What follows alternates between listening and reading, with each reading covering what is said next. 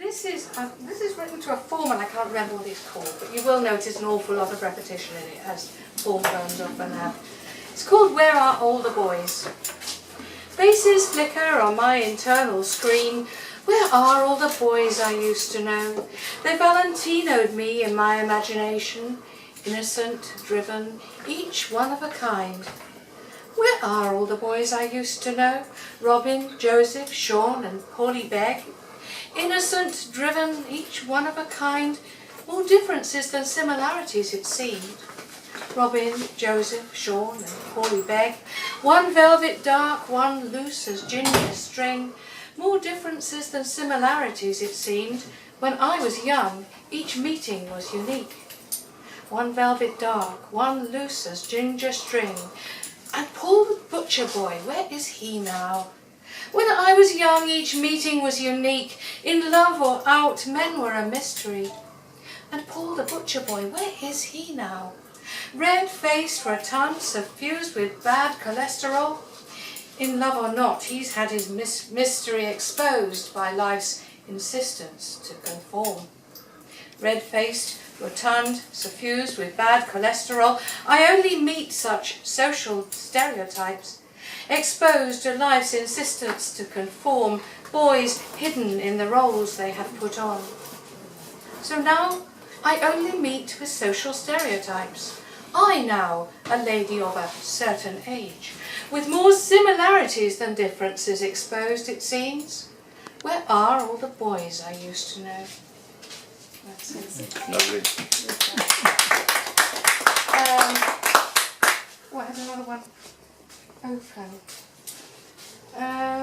So where are all the boys you used to know, They're Jan? in Scotland, those are. All right. Yes. Originally I was trained as a painter, and I had the good luck to be married to somebody who took me abroad to work. He was working.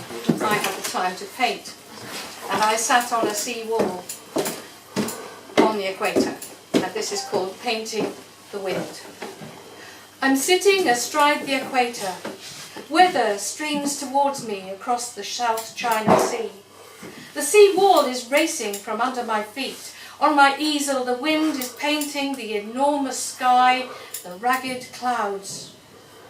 Long after, in a suburban room, someone will remark, "That's Dymchurch, isn't it?" And this is the story of how to avoid divorce. I've been a true and faithful wife to every husband that I've had. I've promised to devote my life through thick and thin, through good and bad, but only while this rule applies. What I decide shall be, shall be. And there a problem lies. When Johnny led me up the aisle and with a manly, loving smile agreed that he would have and hold me, I loved him then, but they never told me I'd have to iron 8 shirts a week. And when I ventured, could we speak about this imposition on my valuable time, dear John insisted this was what he'd meant when opting for the sacrament.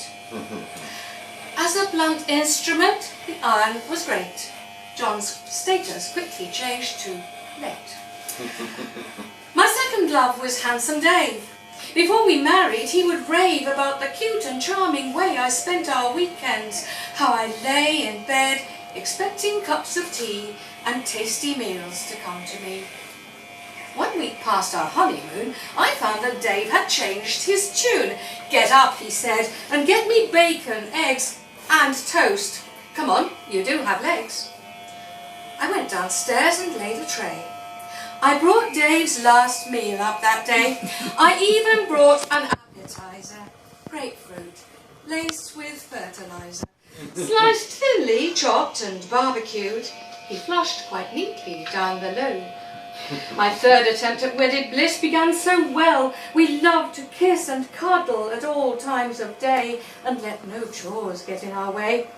His name was Lee, a gorgeous man, but soon I noticed he began to nag me, to pick up my clothes where I had dropped them, held his nose and told me, "This house is disgusting, don't you ever do the dusting?" I got a broom. I hit him hard. He's buried out there in the yard. An optimist, I tried and tried, and again I made a blushing bride. But number 4 is pushing daisies. Gardening? The man was crazy. And when it came to number 5, his weakness showed up on a drive. When I went through red traffic lights, he rudely said that wasn't right. While he checked underneath the bonnet, I found the accelerator, stepped on it and drove him into paradise. I know, it wasn't nice. So now I'm in an awful fix. I need to find mate number 6. I think perhaps a poet will be what I need. For would I kill a man who sings and rhymes to me? But one proviso, he must be my greatest fan. He mustn't ever criticise my writing, or my sharp pen between his eyes will send him up to husband heaven. And then I'll have to look for number 7. Look out for all. I love her stuff, man. I love her stuff. What were you saying about being right this morning?